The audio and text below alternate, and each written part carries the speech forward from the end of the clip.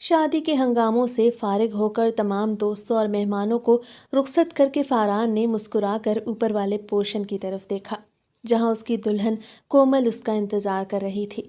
گاؤں سے آنے والے تمام مہمان گاؤں واپس جا چکے تھے۔ اس کے اپنے سب گھر والے بھی حویلی واپس جا چکے تھے۔ اس نے گھڑی میں وقت دیکھا، رات کے 12 بج رہے تھے۔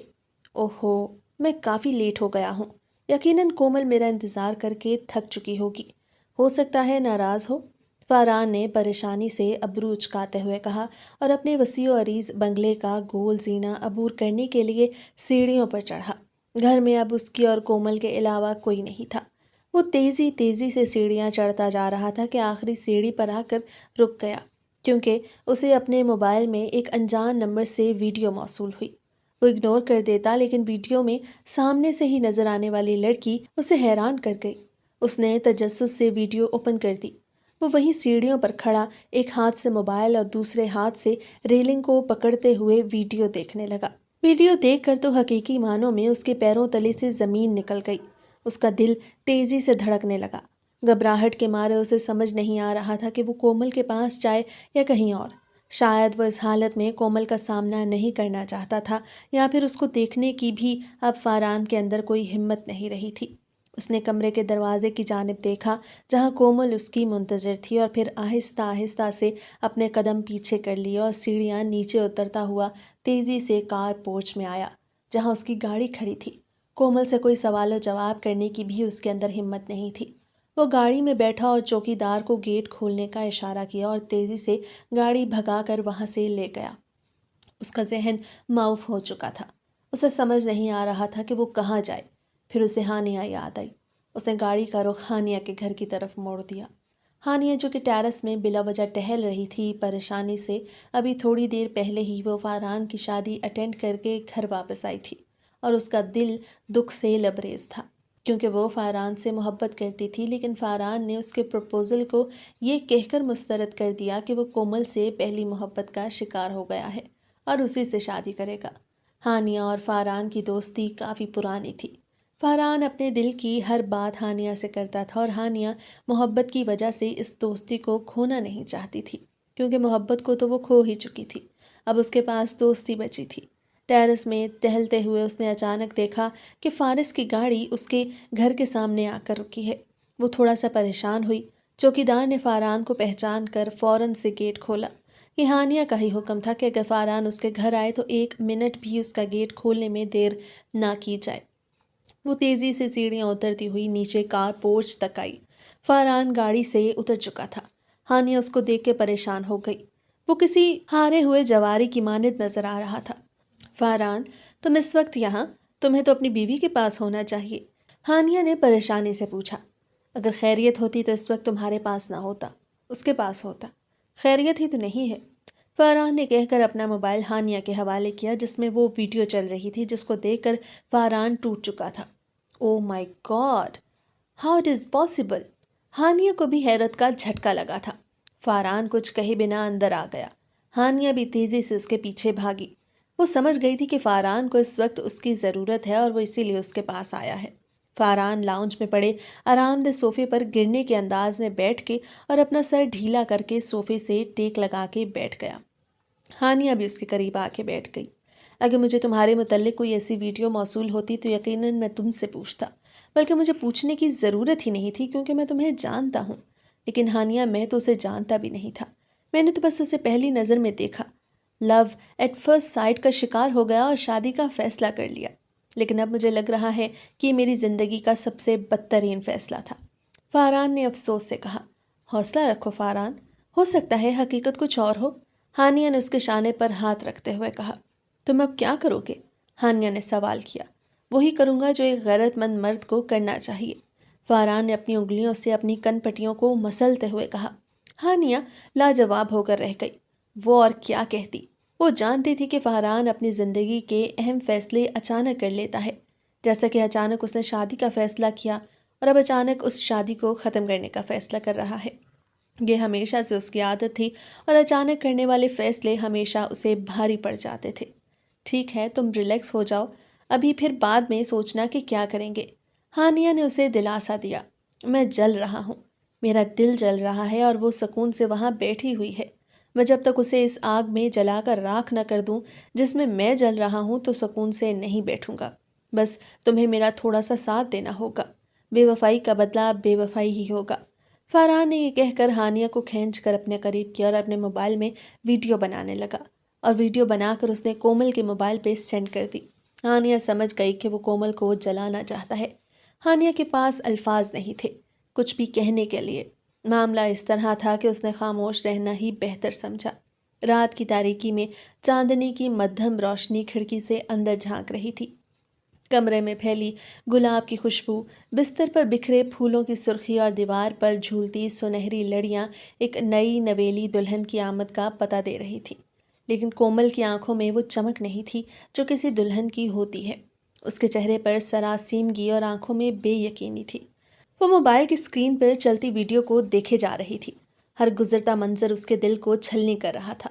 ویڈیو میں اس کا شوہر فاران کسی اور کی باہوں میں تھا۔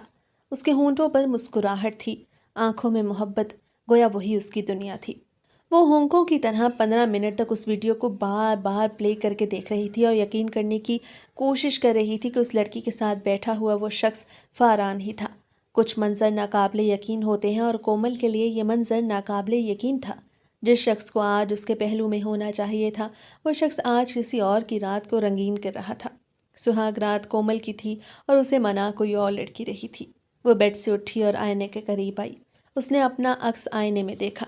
سلور کلر کے بہت ہی بیش قیمت میکسی میں اس کا وجود کسی گڑیا کی مانند لگ رہا تھا۔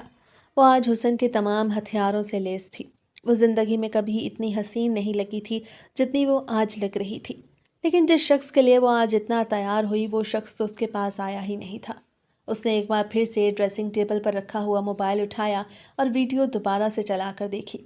ہاں، وہ وہی تھا، وہی اس کا دشمن جاں، اس کا شوہر، اس کی پہلی اور آخری محبت، فاران افندی، جو کل تک اس کو پانے کے لیے مرا جا رہا تھا، لیکن نکاح ہوتے ہی وہ ایسے غائب ہوا جیسے یہاں موجود ہی نہ ہو، اور وہ اس کے محل نما گھر میں اکیلی اس کا انتظار کر رہی تھی۔ اس کے تمام سسرالی اور مہمان جا چکے تھے۔ دیوار پر نصب گھڑی رات کے 1:30 بجا رہی تھی۔ کمرے میں اتنی خاموشی تھی کہ گھڑی کی سوئیوں کی ٹک ٹک کی آواز بھی اس کی سماعتوں کو محسوس ہو رہی تھی۔ یہ کیا ہو رہا ہے؟ کیسے ممکن ہے؟ اس کے لبوں سے ایک کانپتی آواز نکلی۔ دل میں ہلچل مچ گئی۔ اس نے سنا تھا فاران ایک مہذب انسان ہے، لیکن یہ منظر، یہ حقیقت تھی یا فریب؟ وہ ٹائلوں سے بنے ہوئے فرش پر گرنے کے انداز میں بیٹھتی چلی گئی۔ اس کے اندر ایک جنگ چل رہی تھی۔ اس کے ذہن میں کئی سوالات تھے، لیکن اگلی موصول ہونے والی ویڈیو نے اس کے تمام سوالات کے جواب دے دیے۔ یہ دوسری ویڈیو تھی جو اسے فاران کے نمبر سے موصول ہوئی تھی، لیکن اس ویڈیو میں فاران نہیں تھا۔ اس ویڈیو میں وہ خود تھی، لیکن فاران کے ساتھ نہیں تھی، بلکہ اس کے بھائی جیسے کزن ارسلان کے ساتھ تھی۔ گو کہ فاران نے دور بیٹھے ہوئے ہی اس کے ذہن کا سوال پڑھ لیا ہو اور اسے ویڈیو کی صورت میں جواب دے دیا ہو۔ تھوڑی دیر میں اسے سارا معاملہ سمجھ میں آ گیا کہ یہ بساط کس کی بچھائی ہوئی ہے۔ وہیں فرش پر بیٹھے بیٹھے ہی اس نے اپنے زیورات نوچنا شروع کر دیے۔ وہ نوچ نوچ کر اپنے زیورات کو پھینک رہی تھی، اپنی چوڑیوں کو اتار کر پھینک رہی تھی، اور دوپٹے سے پن نکال کر اس نے اپنے آپ کو دوپٹے کی قید سے بھی آزاد کر دیا۔ اس کے بال آدھے کھلے ہوئے اس قسم کا ہیئر سٹائل بنا تھا۔ اس نے بالوں سے باقی کے پن نکال کر اپنے بالوں کو آزاد کر دیا اور اب اس کے بال اس کے شانوں پر بکھر چکے تھے۔ وہ دونوں ہاتھوں میں اپنا چہرہ چھپا کر پھوٹ پھوٹ کر رونے لگی۔ دیوار پر لگی گھڑی کی ٹک ٹک کی آواز کو اس کی سسکیوں نے مٹا دیا تھا۔ گھڑی کی آواز اپنا کام کومل سسکیوں کے سپرد کر کے خاموش ہو چکی تھی۔ اچانک دروازہ چرچرا کر کھلا۔ وہ چونکی، دل کی دھڑکن بے ترتیب ہو گئی، لیکن اندر آنے والا شخص فاران نہیں تھا بلکہ فاران کا کزن ارسلان تھا۔ ارسلان آنکھوں میں شیطانی چمک لیے اندر داخل ہوا۔ شادی کی پہلی رات سب کچھ غیر متوقع ہو رہا تھا۔ جیسے اس کے کمرے میں آنا چاہیے تھا وہ کسی اور کے پہلو میں بیٹھا تھا، اور کمرے میں آنے والا شخص وہ تھا جو اس کا مجرم تھا۔ تم یہاں کیا کر رہے ہو؟ کومل ایک جھٹکے سے کھڑی ہو گئی۔ ارسلان کے ہونٹوں پر زہریلی مسکراہٹ آئی جو ہمیشہ سے چاہتا تھا۔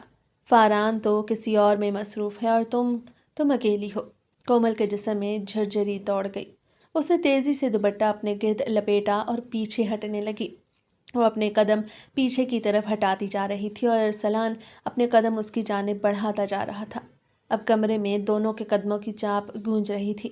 ارسلان دور رہو مجھ سے، اس نے لرزتی آواز میں کہا۔ ارسلان نے قدم اور بڑھایا۔ کیوں؟ فاران کے لیے تم ایک بوجھ ہو، اسے تو خبر بھی نہیں کہ تم یہاں کس حال میں ہو۔ ارسلان اس کے بہت قریب آ چکا تھا اور وہ پیچھے ہوتی ہوتی دیوار سے جا لگی تھی۔ یہ جھوٹ ہے، فاران مجھ سے محبت کرتا ہے، کومل نے تیز لہجے میں کہا، لیکن اس کی اپنی آواز میں یقین نہیں تھا۔ ارسلان ہنس دیا۔ محبت؟ اگر ایسا ہوتا تو وہ آج کسی اور کی باہوں میں نہ ہوتا۔ کومل کی آنکھوں میں آنسو آ گئے۔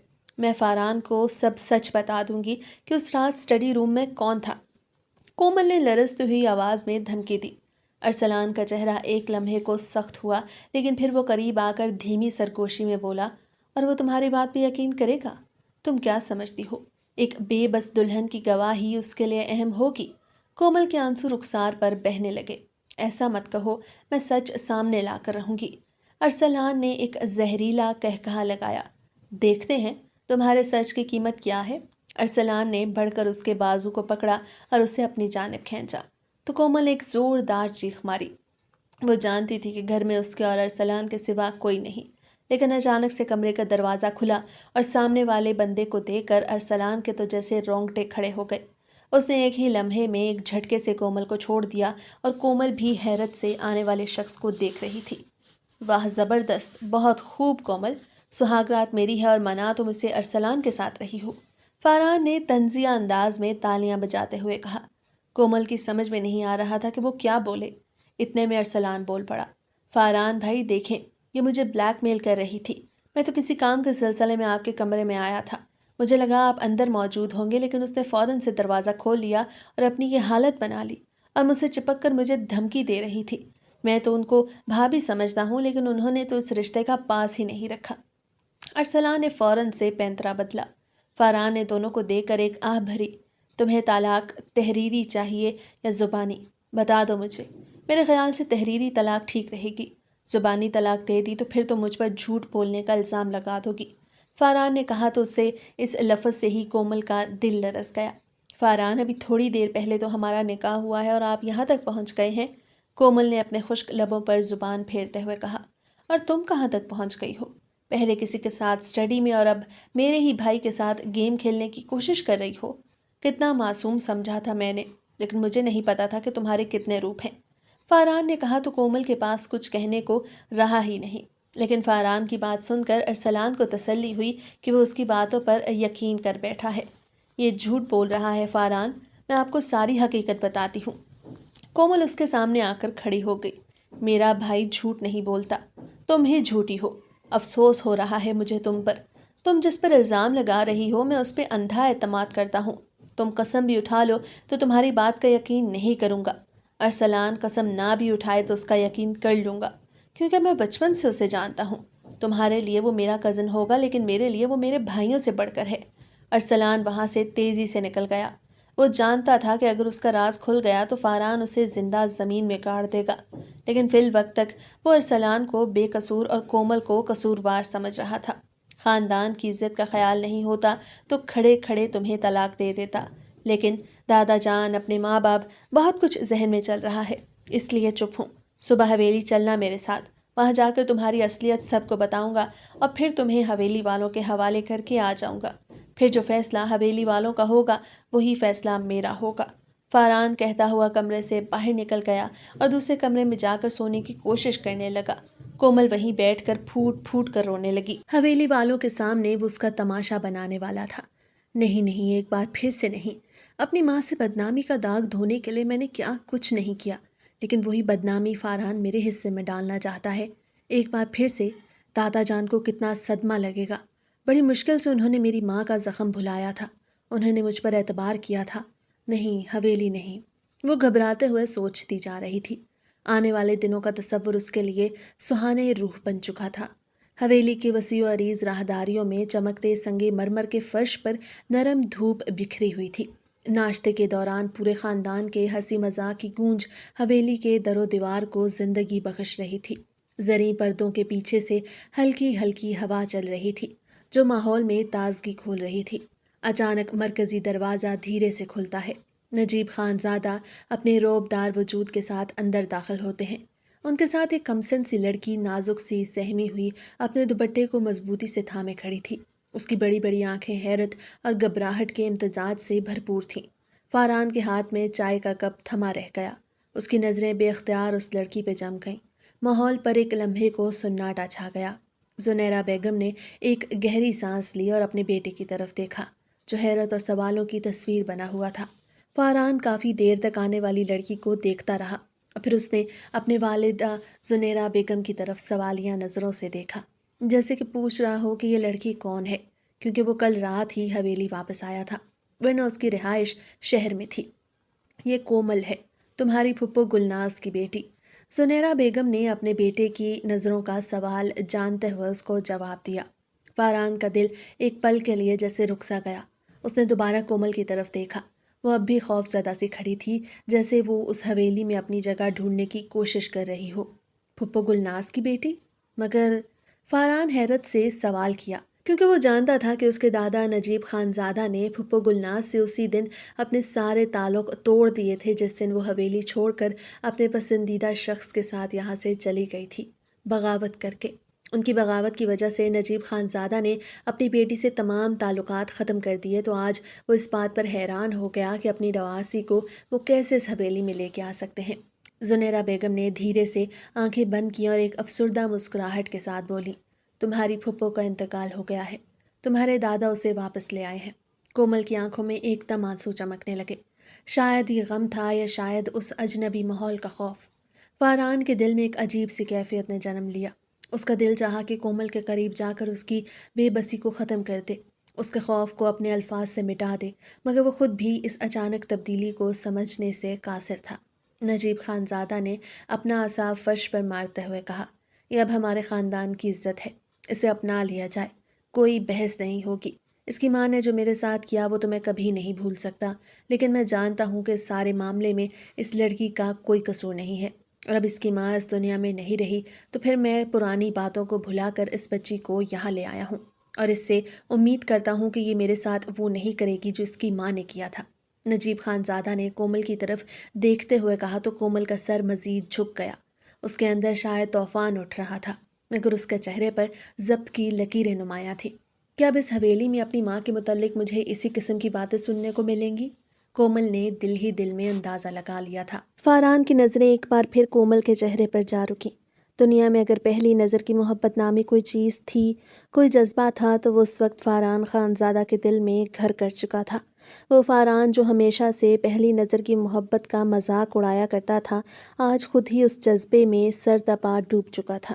افشین، کومل کو اپنے کمرے میں لے جاؤ، اس کو کمرے میں ہی ناشتہ دے دو، یہ آج کے بعد تمہارے ساتھ تمہارے کمرے میں رہے گی۔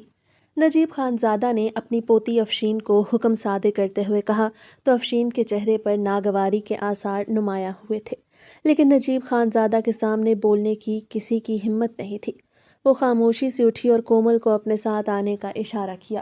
کومل اس کے تعاقب میں چلتی گئی اور فاران کی نظریں کومل کا تعاقب کر رہی تھیں۔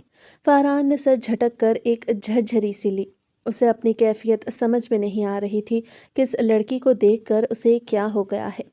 افشین کومل کو اپنے کمرے میں لے آئی۔ ویسے تو میں اپنی پرائیویسی میں کسی کو شریک نہیں کرتی ہوں، لیکن کیونکہ یہ دادا جان کا حکم ہے تو اس حویلی میں کوئی ان کے حکم کی خلاف ورزی نہیں کر سکتا۔ صرف یہ تمہاری ماں تھی جنہوں نے دادا جان کے حکم کے خلاف جا کر پسند کی شادی کی، ورنہ بھائی ہماری تو آج تک جرت نہیں ہوئی ایک لفظ بھی ان کے سامنے بولنے کی۔ شاید ہم لڑکیاں تمہاری ماں کے کیے کی سزا ہی بھگت رہی ہیں کہ ان کے جانے کے بعد باقی خاندان کی عورتوں اور لڑکیوں میں سختی شروع ہو چکی تھی تاکہ کوئی اور بغاوت میں مبتلا نہ ہو جائے۔ افشین نے اسے کمرہ تو شیئر کر دیا تھا، لیکن جلی کٹی سنانا نہیں بھولی تھی۔ کومل کی آنکھوں سے آنسو ٹپک پڑے۔ ابھی اس کی ماں کو مرے ہوئے 1 مہینہ بھی نہیں ہوا تھا اور ان کے متعلق ایسی باتیں اسے سننے کو مل رہی تھیں۔ اسے روتا ہوا دیکھ کر افشین کو اپنی غلطی کا احساس ہوا۔ او آئی ایم سوری، میں بھول گئی تھی کہ پھپھو کی کچھ عرصہ پہلے ہی ڈیتھ ہو چکی ہے، مجھے ایسا نہیں کہنا چاہیے تھا۔ افشین نے دل بڑا کرتے ہوئے فوراً سے معذرت کر لی۔ کوئی زندہ ہو یا مر گیا ہو، کسی کے بارے میں بغیر سوچے سمجھے اس طرح کی زبان استعمال نہیں کرنی چاہیے۔ پسند کی شادی کا حق ہمارے مذہب نے ہمیں دیا ہے، اور اگر میری ماں نے پسند کی شادی کر بھی لی تو کسی کو کوئی حق نہیں پہنچتا کہ وہ ان کے بارے میں اس طرح کی زبان استعمال کریں۔ ٹھیک ہے، تم نے مجھے اپنے کمرے میں جگہ دی ہے، لیکن اس کا یہ مطلب نہیں کہ تم میری ماں کے بارے میں کچھ بھی بولتی رہو اور میں سن لوں۔ کومل نے اپنے آنسو صاف کرتے ہوئے سختی سے کہا۔ واہ جی، شیرنی کی بیٹی تو شیرنی ہی نکلی، افشین نے دل ہی دل میں کہا تھا، لیکن منہ سے کچھ نہ بولی۔ اسے اس حویلی میں آئے ہوئے 1 ہفتے سے اوپر ہو چکا تھا، اور وہ جب سے یہاں آئی تھی تب سے اس حویلی کے ہر فرد کے منہ سے کچھ نہ کچھ الٹا سیدھا گلناز کے بارے میں سنتی آ رہی تھی۔ کوئی کھلم کھلا طنز کے تیر برساتا تو کوئی ڈھکے چھپے الفاظ میں طنز کرتا، لیکن طنز کرنا کوئی نہ بھولتا۔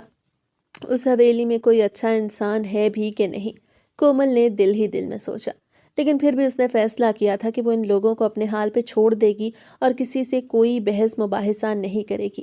اس کا اپنا کردار ایسا ثابت ہوگا اس حویلی میں کہ سب اس کی ماں کے ماضی کو بھول جائیں گے۔ اپنے کردار کو مضبوط بنانے کے لیے وہ سوچ رہی تھی کہ کیا کرے۔ جتنی وہ سب کی فرما برداری کر سکتی تھی کر رہی تھی۔ حویلی میں اس کے نانا نجیب خانزادہ کے علاوہ اس کے 3 ماموں اپنی بیوی بچوں سمیت رہ رہے تھے۔ سب سے بڑے ماموں ذوالقرنین تھے، جن کے 2 بیٹے تھے اور وہ دونوں ہی شادی کر کے امریکہ اپنے بچوں سمیت سیٹل ہو چکے تھے، اور ذوالقرنین ماموں اور ان کی زوجہ عصمت بیگم یہاں رہائش پذیر تھیں اور اپنے بڑھاپے کے دن گزار رہے تھے۔ دوسرے نمبر پر ذوالفقار ماموں تھے، جن کی زوجہ زنیرہ بیگم تھی اور ان کا ایک ہی بیٹا تھا، فاران۔ تیسرے نمبر پر سلام ماموں تھے، ان کا ایک بیٹا ارسلان اور ایک بیٹی افشین تھے۔ ارسلان اور افشین تقریباً اس کے ہم عمر تھے۔ افشین تو اس کے جتنے ہی تھی، البتہ ارسلان اس سے 2 سال بڑا ہوگا۔ یہ تمام تر رشتے سمجھنے میں اس کو کافی وقت لگا، لیکن اب اس کو اندازہ ہو گیا کہ کون اس کا کیا لگتا ہے اس حویلی میں۔ وہ پہلے شہر میں رہتی تھی، والد کے مرنے کے بعد وہ اپنی ماں کے ساتھ اپنے تایا کے گھر رہتی تھی، کیونکہ شرمندگی کے مارے گلناز نے واپس حویلی کا کبھی رخ نہ کیا تھا۔ تایا کے گھر میں بھی وہ شدید تنگ تھی، لیکن مجبوری میں رہ رہی تھی۔ لیکن جب گلناز کی موت کی خبر نجیب خانزادہ تک پہنچی تو ان کو دکھ بہت ہوا۔ اتنے سال وہ بیٹی سے دور رہے اور اب ان کی بیٹی دنیا سے ہی چلی گئی۔ اوپر سے ناراض دکھائی دیتے تھے، لیکن اندر سے دل نرم پڑ چکا تھا، اس لیے وہ فوراً جا کر اپنی نواسی کو ساتھ لے آئے۔ گلناز کی دنیا سے جانے کے بعد کومل نے بھی اسی میں عافیت سمجھی کہ وہ اپنے نانا کے ساتھ آ جائے، کیونکہ تایا کے گھر میں رہنا اور تائی کے ظلم و ستم سہنا اس کے بس کی بات نہیں تھی۔ لیکن یہاں بھی اس پر کچھ زیادہ کرم نہیں ہو رہا تھا۔ یہاں پر بھی سب کے روکھے رویے اسے برداشت کرنے پڑ رہے تھے، لیکن یہ گھر کافی بڑا تھا، یہاں بہت گنجائش تھی۔ وہ لوگوں کی نظروں سے چھپ کر رہ سکتی تھی جب اس کا دل چاہے۔ کبھی وہ چھت پہ چلی جاتی تھی، کبھی وہ لان میں ٹہلتی رہتی تھی۔ اس کے برعکس تایا کا گھر تو کافی چھوٹا تھا۔ اگر اس کو رونا ہوتا تو اس کو رونے کے لیے کوئی کونا بھی میسر نہ ہوتا۔ سب اس کے آنسو دیکھ لیتے تھے، اس لیے وہ اپنے آنسو ضبط کرتی رہتی تھی۔ لیکن یہاں اگر اسے رونا آ جاتا تو وہ چھت پر جا کر خوب روتی تھی۔ افشین یونیورسٹی میں پڑھتی تھی، اس لیے وہ ہاسٹل جا چکی تھی۔ اب یہ کمرہ خالی تھا اور اس کی ملکیت تھا۔ افشین کے جانے کے بعد اسے کافی سکون محسوس ہوا۔ وہ سکون سے بیٹھ کر اپنا پسندیدہ novel the 40 rules of love پڑھنے میں مشغول ہو گئی۔ تب اچانک کمرے کا دروازہ کھلا اور افشین کی ماں نادیہ بیگم اندر آئیں۔ وہ ایک دم سے سنبھل کر بیٹھ گئی، سوالیہ نظروں سے نادیہ بیگم کی طرف دیکھا، جیسے ان کی آمد کی وجہ پوچھ رہی ہو۔ دیکھو لڑکی، تم اس حویلی میں آ تو گئی ہو، لیکن میں تم سے یہی کہنا چاہوں گی کہ اپنی ماں کی طرح کوئی غلط قدم نہ اٹھانا۔ تمہارے نانا جان تمہیں جس کے ساتھ شادی کرنے کا حکم دے، خاموشی سے اس شخص کے ساتھ شادی کے بندھن میں بندھ جانا، کوئی بحث مباحثہ نہیں کرنا۔ اگر تمہیں کوئی پسند بھی ہے تو اس کا ذکر حویلی میں نہ کرنا۔ جب ماں کوئی غلط قدم اٹھاتی ہے نا تو پھر بیٹی کا فرض بنتا ہے کہ وہ اپنے کردار کو اچھا بنا کے ماضی کے داغ دھو ڈالے۔ نادیہ بیگم اس کے سامنے آ کے بیٹھ گئی اور سمجھانے والے انداز میں بولی، میری ماں نے پسند کی شادی کی تھی، کوئی گناہ تو نہیں کیا تھا۔ کومل نے ہمت کر کے کہا، حویلی میں پسند کی شادی کو گناہ ہی سمجھا جاتا ہے، اور اپنی کینچی کی طرح چلتی ہوئی زبان کو لگام دو۔ افشین کو دیکھو، اس کے دل و دماغ میں بھی بہت کچھ چل رہا ہوتا ہے، لیکن میری باتوں کی وجہ سے وہ معاملات کو سمجھتی ہے اور خاموش رہنے میں ہی عافیت جانتی ہے۔ وہ میری بیٹی ہے، میں نے اسے سب سمجھا رکھا ہے کہ بڑوں کے سامنے نہیں بولنا، اور تمہیں بھی بیٹی سمجھ کے سمجھا رہی ہوں۔ تم جوان جہان ہو، تمہاری شادی کا وقت ہے، بس تمہیں اتنا ہی کہنے آئی ہوں کہ تمہارے نانا جان جہاں کہیں وہاں شادی کر لینا۔ نادیہ بیگم کا رویہ اب نرم پڑ چکا تھا۔ اب سمجھانے آئی ہیں یا طنز کے تیر برسانے آئی ہیں؟ کومل نے سوال کیا۔ اس کو واقعی سمجھ نہیں آ رہا تھا کہ ان کے آنے کا مقصد واقعی میں اس کی بھلائی تھا یا کچھ اور۔ تم جو بھی سمجھو، لیکن تمہاری ماں سے میری بہت دوستی تھی۔ میں نے اسے بہت سمجھایا تھا کہ اس لڑکے کا خیال دل سے نکال دے، یعنی تمہارے باپ کا، لیکن وہ ضدی اور ہٹ دھرم تھی۔ چچا جان کی بہت لاڈلی تھی، اسی لاڈ پیار نے اس کو بگاڑ دیا، اور اسے لگا کہ جس طرح سے چچا جان اس کی ہر بات مانتے ہیں یہ بات بھی مان لیں گے۔ لیکن چچا جان نے اس کی بات نہیں مانی تو اس نے وہ قدم اٹھایا جو اسے نہیں اٹھانا چاہیے تھا۔ میں آج بھی پچھتاتی ہوں کہ میں نے گلناز کو یہ قدم اٹھانے سے کیوں نہ روکا۔ زبانی کلامی تو میں نے اسے بہت کہا، لیکن اس رات میں نے دیکھا جب وہ حویلی چھوڑ کر جا رہی تھی تو میں خاموش تماشائی بن کے اس کو دیکھتی رہی۔ کاش میں آگے بڑھتی اور اس کو روک لیتی، اس کو سمجھاتی۔ اتنے سالوں پہلے اپنی غلطی جو میں نے کی اس کا ازالہ کرنے ہی تمہارے پاس آئی ہوں۔ تمہاری ماں کو تو نہیں روک سکی، لیکن تمہیں غلطی کرنے سے روکنا چاہتی ہوں۔ اگر تمہیں کوئی لڑکا پسند ہے تو اس کا خیال دل و دماغ سے نکال دو، کیونکہ اب ہوگا وہی جو چچا جان چاہیں گے۔ میں ابھی شادی نہیں کرنا چاہتی، میری تعلیم جاری ہے اور میں یونیورسٹی واپس جانا چاہتی ہوں۔ کومل نے کہا، ہاں ٹھیک ہے، تم اپنی تعلیم جاری رکھو، افشین بھی تو پڑھ رہی ہے۔ اس حویلی میں لڑکیوں کی تعلیم پر کوئی پابندی نہیں، نہ ہی ان کی آزادی پر کوئی پابندی ہے۔ بس حویلی کا ایک ہی اصول ہے کہ یہاں کی لڑکیاں خاندان سے باہر شادی نہیں کرتی، اور اسی اصول کے باعث تمہاری ماں کو یہ قدم اٹھانا پڑا، کیونکہ تمہارا باپ خاندان کا نہیں تھا۔ یا تو چچا جان تمہاری شادی میرے بیٹے ارسلان سے کرنے کا سوچیں گے، یا پھر زنیرہ کے بیٹے فاران سے کرنے کا۔ اس کے علاوہ جو آپشن خاندان میں موجود ہے وہ تمہارے لائق نہیں، باقی تمہاری مرضی، نادیہ بیگم نے کہا، اور وہ وہاں سے چلی گئیں۔ کومل نے کتاب زور سے بند کی اور غصے سے سائڈ ٹیبل پر پٹک دی۔ نانا جان، میں اپنی سٹڈیز کنٹینیو کرنا چاہتی ہوں۔ میرا آخری سیمسٹر ہے اور میں اپنی تعلیم ادھوری نہیں چھوڑنا چاہتی۔ آپ پلیز شہر میں میری رہائش کا بندوبست کر دیں تاکہ میں اپنی یونیورسٹی دوبارہ سے جانا شروع کروں۔ رات کے کھانے کی ٹیبل پر جب حویلی کے تمام افراد مل کر کھانا کھا رہے تھے تو بہت ہمت کر کے کومل نے نجیب خان زادہ سے کہا۔ فاران نے چونک کر کومل کی طرف دیکھا۔ اب تک وہ اسے ایک عام سی لڑکی سمجھ رہا تھا، لیکن اس کا خیال آج غلط ثابت ہو گیا۔ اس نے بڑی دیدہ دلیری سے اپنا مطالبہ نجیب خان زادہ کے سامنے رکھا تھا۔ فاران، کل تم شہر واپس چلے جاؤ گے نا، تو کومل کو اپنے ساتھ لے جاؤ اور ہاسٹل میں اس کے رہنے کا سارا انتظام بھی کر دینا۔ جب تک ہاسٹل کا بندوبست نہیں ہوتا تب تک کچھ دن تم کومل کو اپنے شہر والے گھر میں رکھنا، اور اس کا بہت خیال رکھنا۔ یہ تمہاری ذمہ داری بھی ہے اور تمہاری عزت بھی ہے۔ بات سمجھ میں آ رہی ہے نا میری؟ نجیب خان زادہ نے اپنے پوتے کو سمجھانے والے انداز میں کہا۔ جی دادا جان، سمجھ گیا۔ وہ واقعی میں اپنے دادا کا اشارہ سمجھ گیا تھا، یعنی کہ لڑکی ذات تھی اور اس نے خاص نظر بھی رکھنی تھی اور اس کی عزت کی حفاظت بھی کرنی تھی۔ نہ صرف اپنے گھر میں بلکہ ہاسٹل میں بھی اس کا ہر خیال تم نے رکھنا ہے۔ کومل، اگر تمہیں کسی چیز کی ضرورت ہو یا کسی بھی قسم کی پریشانی ہو تو سب سے پہلے کال تم نے فاران کو کرنی ہے، وہ وہیں پر رہتا ہے اور تمہاری ہر مدد کرے گا، نجیب خان زادہ نے کہا۔ کومل ان دونوں کی باتیں سن کر پریشان ہو گئی تھی۔ ہاسٹل رہنے کی تو بات ٹھیک تھی، لیکن فاران کے گھر میں رہنا اس کے لیے اب بہت مشکل تھا۔ لیکن نانا، میں اتنے دن فاران بھائی کے گھر میں کیسے اکیلی رہوں گی ان کے ساتھ؟ کومل نے پریشانی سے کہا تو زنیرہ بیگم کے ماتھے پر بل پڑ گئے۔ کیا مطلب ہے تمہارا لڑکی؟ میرا فاران بہت ہی شریف لڑکا ہے، اپنے خاندان کی لڑکی کی عزت کیسے کرنی ہے میرے بیٹے کو سب اچھے طریقے سے پتا ہے، زنیرہ بیگم نے سختی سے کہا۔ تم چپ کرو زنیرہ، یہ ابھی نئی نئی آئی ہے نا، اس کو حویلی کے لوگوں سے شناسائی اتنی نہیں ہے۔ کومل بیٹا، تم فاران کے ساتھ کسی مسئلے کا سامنا نہیں کرو گی۔ فاران میرا بہت ہی فرما بردار اور اچھا بچہ ہے، نجیب خان زادہ نے کومل کا حوصلہ بڑھاتے ہوئے کہا تو وہ چپ ہو گئی، لیکن پھر بھی اسے پریشانی ہو رہی تھی کہ وہ فاران کے ساتھ ایک ہی گھر میں کیسے رہے گی۔ صبح ہوتے ہی اس نے اپنی پیکنگ شروع کر دی اور ضرورت کا تمام سامان سمیٹ کر وہ فاران کے ساتھ شہر جانے کے لیے تیار تھی۔ اس کو تھوڑی گھبراہٹ بھی محسوس ہو رہی تھی کیونکہ ابھی تک فاران کی اس سے کوئی بات چیت نہیں ہوئی تھی، بس کھانے کی ٹیبل پر دونوں کا آمنا سامنا ہو جایا کرتا تھا۔ میں تیار ہوں نانا جان۔ وہ اپنے کمرے سے چادر اوڑھ کر باہر نکلی۔ ملازمہ اس کا بیگ پیچھے سے لے آ رہی تھی۔ فاران مغرب کی نماز ادا کرنے گیا ہے، واپس آئے تو تم اس کے ساتھ چلی جانا، زنیرہ بیگم نے کہا۔ اتنے میں فاران بھی مسجد سے واپس آ چکا تھا۔ اس کے سر میں رومال بندھا ہوا تھا، جیسا کہ نماز پڑھنے کے لیے اکثر لڑکے سر پر رومال باندھ لیتے ہیں۔ کومل نے ایک نظر اس پہ ڈالی، وہ کبھی بھی اسے اتنا وجیح نہیں لگا تھا جتنا اس رومال کے ساتھ اسے لگ رہا تھا۔ نماز ادا کرنے کی وجہ سے شاید اس کے چہرے پہ چمک بھی نمایاں تھی۔ بلا شبہ وہ بہت ہینڈسم شخص تھا۔ اس کی عمر 28 سال تھی اور وہ اس وقت کومل کی نظروں کا مرکز بن چکا تھا۔ اس کو دیکھ کر کومل کو عجیب سا احساس ہوا۔ وہ کبھی بھی کسی شخص سے اتنا امپریس نہیں ہوئی، لیکن پتہ نہیں فاران کو دیکھ کر آج اس کے دل کی دنیا میں نئے رنگ بھرنے شروع ہو گئے۔ چلیں، فاران نے کومل کی طرف دیکھتے ہوئے کہا تو کومل کا دل ڈوب کر ابھرا تھا۔ وہ زندگی میں پہلی بار اس سے مخاطب ہوا تھا۔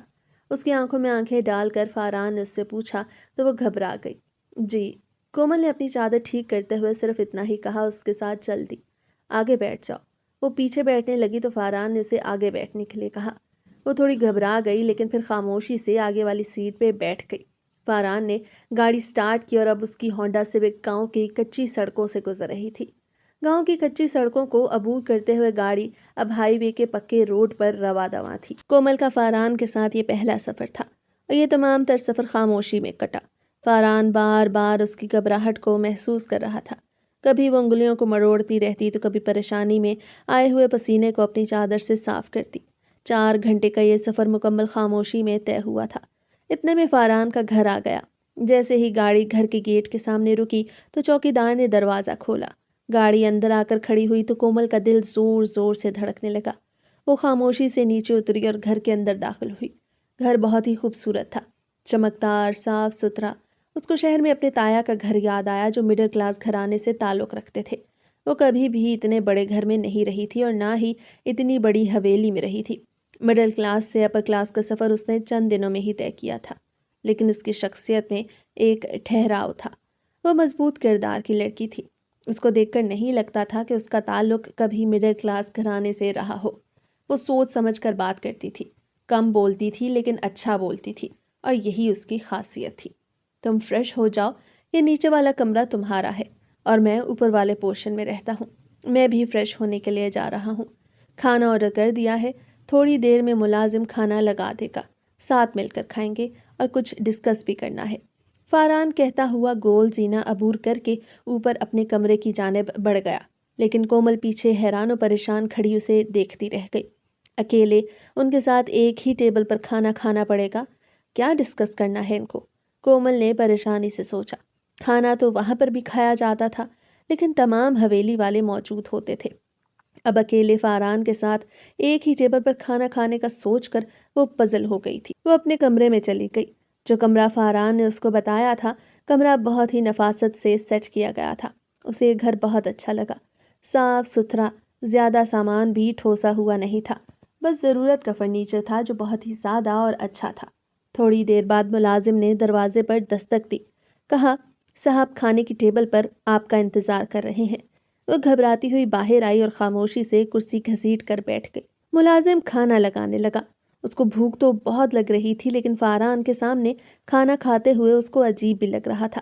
فاران اس کی گھبراہٹ کو محسوس کر رہا تھا۔ اگر آپ کمفرٹیبل نہیں ہیں تو میں آپ کا کھانا کمرے میں ہی بھجوا دیتا ہوں، کوئی مسئلہ نہیں۔ اصل میں مجھے آپ سے بات کرنی تھی تو سوچا کھانا کھاتے ہوئے بات بھی کر لوں گا، فاران نے کہا۔ نہیں، مجھے کوئی مسئلہ نہیں، آپ بولیں، آپ کو کیا بات کرنی ہے؟ اس نے پلیٹ اپنے آگے رکھتے ہوئے کہا اور بریانی اپنی پلیٹ میں ڈالنے لگی۔ فاران نوٹ کر رہا تھا کہ اس کے ہاتھ کانپ رہے تھے۔ فاران کے چہرے پر مسکراہٹ پھیل گئی اس کی گھبراہٹ کو دیکھتے ہوئے۔ فاران کا سامنا آج تک کانفیڈنٹ لڑکیوں سے ہی ہوا تھا۔ یہ پہلی لڑکی تھی جو اس کو امپریس کرنے کے بجائے اس سے خوف زدہ ہو رہی تھی، ورنہ جو بھی لڑکی فاران کو دیکھتی وہ اس کے سامنے بچھی چلی جاتی۔ مجھے کہنا تھا کہ تم صبح ڈرائیور کے ساتھ یونیورسٹی چلی جانا، مجھے آفس میں ضروری کام ہے، واپس دیر سے آؤں گا اور کل ہاسٹل کا بندوبست نہیں ہو پائے گا۔ میں یہ کام کسی اور کو بھی نہیں سونپ سکتا ہوں، لیکن تسلی نہیں ہوتی۔ دادا جان کی خاص ہدایت تھی کہ میں خود تمہارے لیے ہاسٹل تلاش کروں، تو میں کچھ دن مصروف ہوں، کچھ دن تک تمہارا کام نہیں ہو سکتا، اس لیے تمہیں یہیں سے یونیورسٹی جانا پڑے گا، فاران نے آرام سے کہا، لیکن اس نے نوٹ کیا کہ یہ سن کر کومل کے چہرے کا رنگ فک ہو گیا تھا۔ فاران اب کومل کی گھبراہٹ کو انجوائے کر رہا تھا اور زیر لب مسکرائے جا رہا تھا اور اپنی مسکراہٹ چھپانے کی ہر ممکن کوشش بھی کر رہا تھا۔ میں اتنے دن اکیلے اس گھر میں آپ کے ساتھ کیسے رہوں گی؟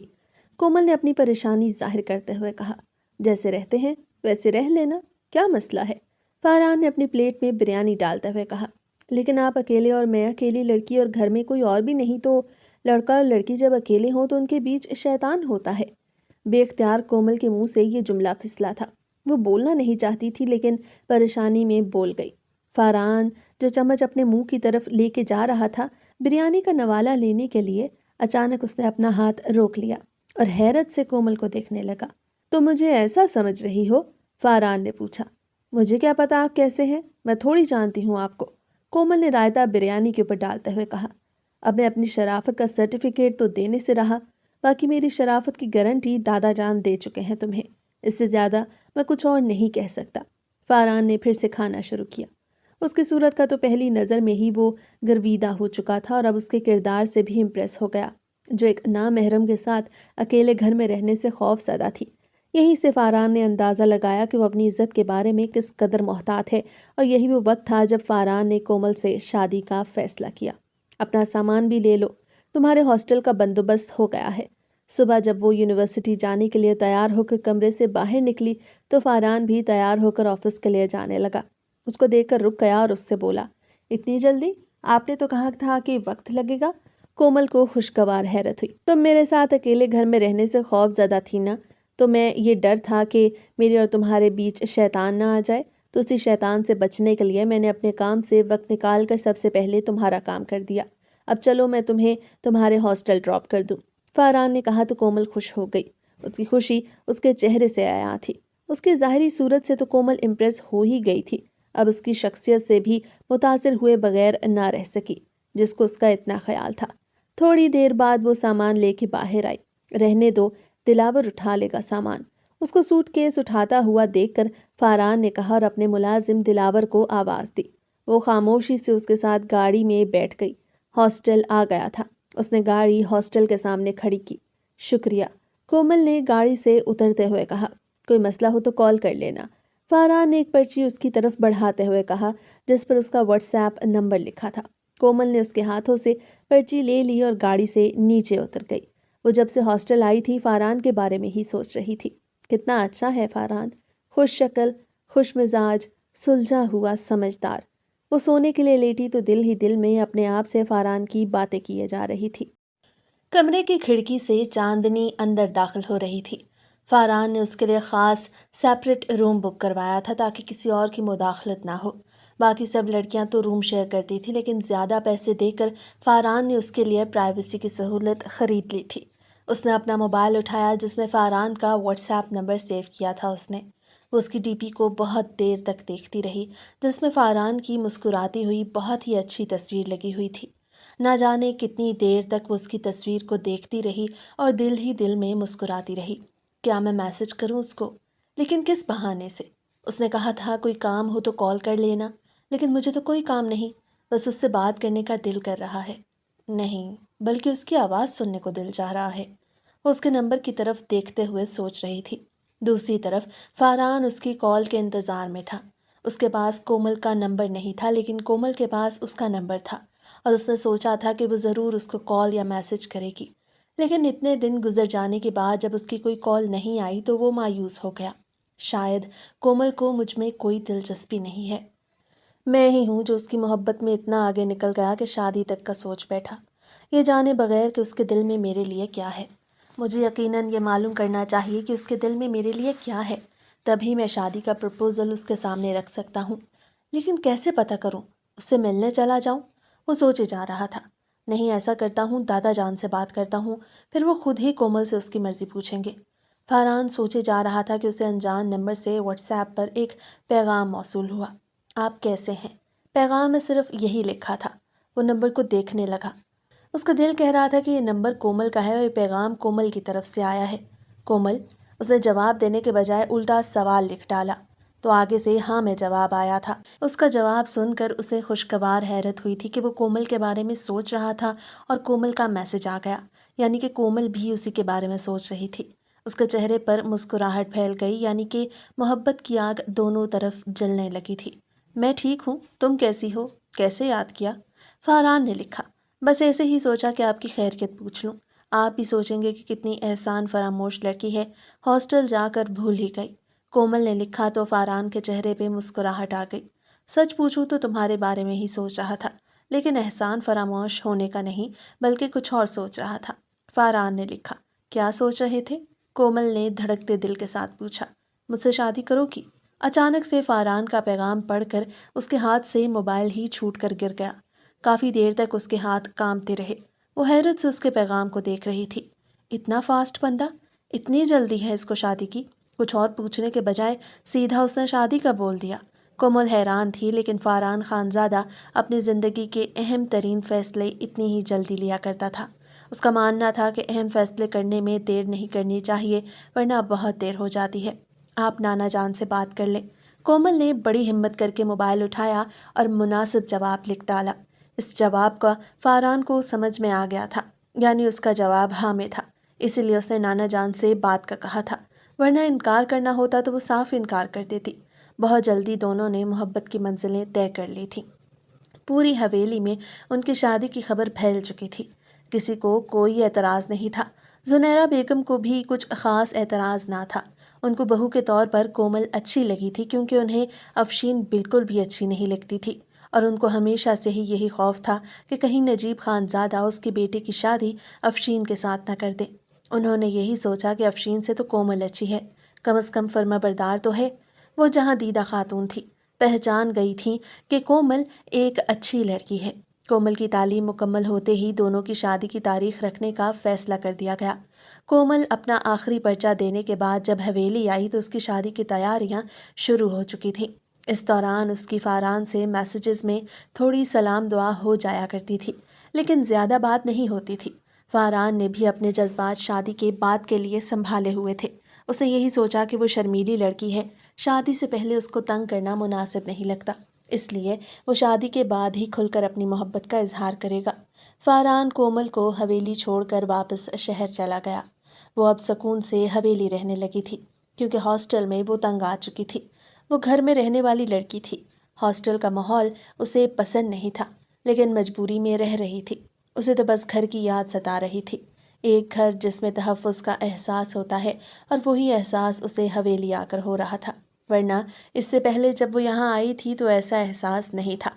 लेकिन हॉस्टल से वापस आने के बाद कोमल को यह एहसास शिद्दत से हो रहा था कि अपना घर अपना होता है। फिर उसके जहन में फारहान का शहर वाला घर आ गया, जो अब उसका घर होने जा रहा था। उसके चेहरे पर हर वक्त मुस्कुराहट सजी रहती, फारहान का सोच के। बीबी जी, आपको आपके नाना जान स्टडी में बुला रहे हैं, मुलाजमा नूरी ने उसको आकर कहा। ठीक है, तुम जाओ, मैं आती हूँ। वो किताब साइड पर रख कर नाना जान की स्टडी की तरफ रवाना हो गई, ये जाने बगैर कि वहाँ एक क़यामत सुग़रा उसकी मुंतज़िर थी। वो स्टडी में आई तो वहाँ पर नजीब खानज़ादा नहीं थे। वो वापस पलटने लगी, लेकिन किताबों को देख कर रुक गई। वो हमेशा किताबों की शौकीन थी और बचपन से उसने बहुत सारी किताबें पढ़ी थीं। स्टडी में वो पहली बार आई थी। उसको मालूम ही नहीं था कि हवेली में ये स्टडी भी मौजूद है। वो आराम से आकर एक एक किताब को देखने लगी। उसे बहुत खुशी हो रही थी। पढ़ने के लिए बहुत सारा मवाद यहाँ रखा हुआ था। उसको पता ही नहीं चला कि कोई स्टडी में दाखिल हुआ और आराम से आने वाले शख्स ने दरवाजे को कुंडी लगा दी। लेकिन वो किताबों में इतना खोई हुई थी कि आने वाले की आहट तक महसूस न कर सकी। वो शहाबनामा को उलट पुलट कर देख रही थी कि किसी ने आहिस्ता से उसकी कमर के गिर्द बाजू हिमायल किए। वो एक झटके से पलटी तो सामने अरसलान को देखकर हैरान और शशदर रह गई। वो इतना घबरा गई कि कुछ बोल ही नहीं पाई। फिर एकदम से अपने आप को अरसलान से अलग किया, लेकिन अरसलान ने एक बार फिर से आगे बढ़कर उसे अपनी बाहों के घेरे में ले लिया। तो ये गुलाब का फूल फारहान की झोली में गिरने को है। तुम्हारे हुस्न और तुम्हारी जवानी को देखकर तो मैं अपने होश खो बैठा और तुमसे अपनी शादी की बात भी करने वाला था, लेकिन तुमने तो शहर जाकर फारहान से इश्क की पींगे बढ़ा ली और बात शादी तक पहुंच गई। तुम सिर्फ मेरी हो, सिर्फ मेरी। मैं तुम्हें किसी और का होने नहीं दूंगा। उसको अपने करीब करते हुए मदहोशी के आलम में अरसलान बोले जा रहा था। उसने एक झटके से अपने आप को छुड़ाया, एक जोरदार थप्पड़ अरसलान के मुंह पर रसीद किया और तेजी से वहां से उसको धिक्का देकर भाग गई। अरसलान के चेहरे पर मुस्कुराहट फैल गई। उसका काम हो चुका था। उसने सामने लगे कैमरे पर नज़र डाली, जो उसने पहले से ही वहां पर फिट कर रखा था। नजीब खानज़ादा ने उसे स्टडी में तलब नहीं किया था, बल्कि ये सारी प्लानिंग अरसलान की थी, कोमल के किरदार को दाग दाग करने के लिए। ये वीडियो एडिट करने में उसको 4 से 5 घंटे लग गए। आर्टिफिशियल इंटेलिजेंस की मदद से उसने इस वीडियो को कुछ अलग ही रंग दे दिया। جب کومل اس کے ساتھ تھی تو اس دوران ہی اس نے طویل کر دیا اور کومل کے چہرے کو آرٹیفیشل انٹیلیجنس کے ذریعے مسکراہٹ میں بدل دیا۔ اور یہی وہ ویڈیو تھی جس کو شادی کی رات کو وہ فاران کو تحفے میں بھیجنا چاہتا تھا۔ اس نے اپنا چہرہ بالکل چھپا لیا تھا، صرف کومل کا چہرہ واضح تھا جو ایک لڑکے کے ساتھ اسٹڈی میں کھڑی نازیبا حرکات کر رہی تھی۔ کومل ابھی تک اسی عروسی لباس میں زمین پر بیٹھی تھی اور گزرے ہوئے دنوں کو یاد کر رہی تھی۔ اس کو اندازہ بھی نہیں تھا کہ اسٹڈی والا ایک چھوٹا سا منظر اتنا بھیانک روپ اختیار کر سکتا ہے۔ ارسلان نے یہ سب کچھ بدلے کی آگ میں کیا تھا کہ اس نے ارسلان کو تھپڑ مارا تھا۔ وہ یہ بھی جانتی تھی کہ فاران ارسلان کو اپنا چھوٹا بھائی سمجھتا ہے اور اس پہ اندھا اعتماد کرتا ہے۔ وہ کئی بار دونوں کو ساتھ دیکھ چکی تھی اور جانتی تھی کہ ارسلان کی بات کے سامنے اس کی بات کی شاید کوئی حیثیت نہ ہو۔ وہ سوچ رہی تھی کہ صبح فاران اس کو حویلی لے کر جائے گا اور ہنگامہ برپا کر دے گا۔ کیسے وہ اپنی بے گناہی کا یقین دلائے گی؟ اس نے سوچا صبح ہونے سے پہلے ہی اسے فاران کی غلط فہمی دور کرنی چاہیے۔ وہ چینج کرنے کے لیے ڈریسنگ روم میں گئی۔ اپنا میک اپ صاف کرنے کے بعد سادہ سے سوٹ میں وہ باہر نکلی اور فاران کے پاس جانے لگی، جو دوسرے کمرے میں ناراض ہو کر شاید سو چکا تھا، لیکن وہ سو نہیں رہا تھا، جاگ رہا تھا۔ کومل کو اپنے سامنے دیکھ کر ایک بار پھر سے غصے سے کھڑا ہو گیا۔ میرے سامنے مت آؤ ورنہ میرے منہ سے کچھ الٹا سیدھا نکل جائے گا۔ آپ مجھے ایک بار صفائی کا موقع دیں، اس کے بعد جو سزا دینی ہے دے دیں۔ ویسے ایک بار ارسلان کے کمرے کی تلاشی لیں، اس کے موبائل کی بھی تلاشی لیں، کیونکہ یہ سارا کیا دھرا اسی کا ہے۔ وہ مجھ سے شادی کرنا چاہتا تھا اور اسٹڈی میں یہی کہنے کے لیے آیا تھا کہ میں اس کے ساتھ شادی کر لوں اور آپ کو چھوڑ دوں، لیکن میں نے اس کو غصے سے تھپڑ مار دیا۔ مجھے نہیں پتا اس نے ساری ویڈیو کیسے ایڈٹ کی، لیکن جو آپ تک پہنچی ہے وہ حقیقی ویڈیو نہیں ہے۔ حقیقی ویڈیو میں نے اسے تھپڑ مارا تھا، لیکن اس نے پتہ نہیں کیسے یہ سب کیا۔ آپ کو پتہ ہے کہ آرٹیفیشل انٹیلیجنس کا دور ہے، کسی بھی ویڈیو پر آپ فوراً سے یقین نہیں کر سکتے۔ کومل نے اپنی صفائی پیش کی۔ ہاں، میں کسی بھی ویڈیو پر یقین نہیں کر سکتا ہوں، لیکن اپنے بھائی کی بات پر تو یقین کر سکتا ہوں نا، وہ جس کو لبھانے کی تھوڑی دیر پہلے تم کوشش کر رہی تھی، یا پھر شاید پھنسانے کی۔ میں نے تمہیں سمجھنے میں غلطی کر دی، فاران نے کہا۔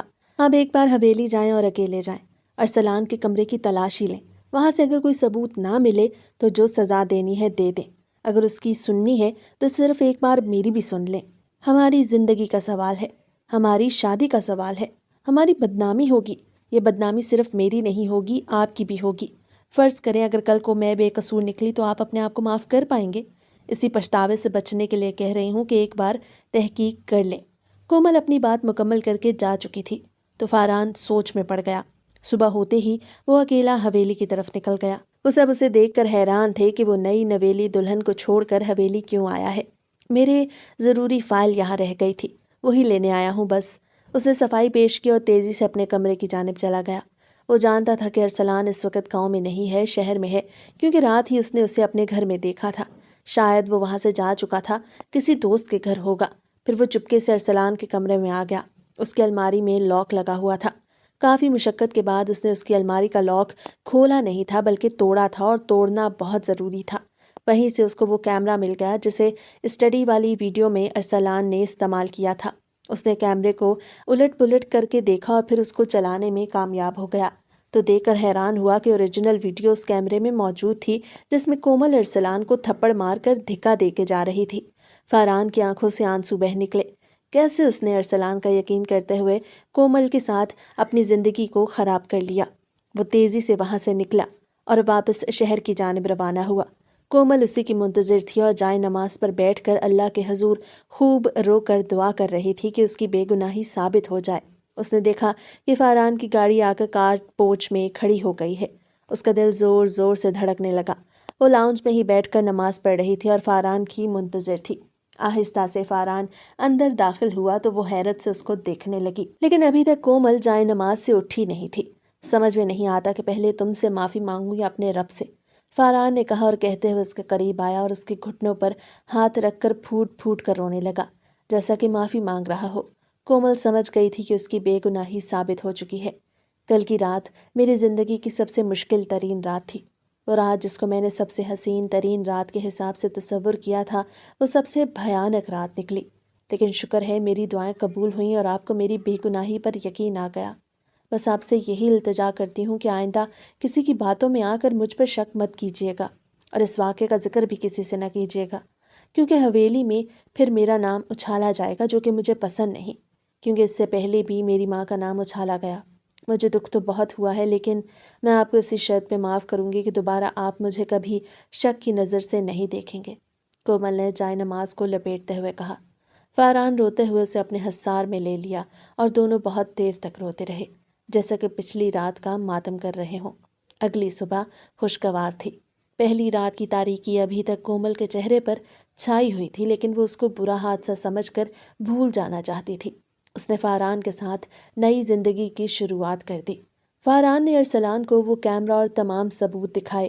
وہ سب دیکھنے کے بعد ارسلان ملک چھوڑ کر باہر جا چکا تھا، کیونکہ اب وہ فارحان کا سامنا نہیں کر سکتا تھا۔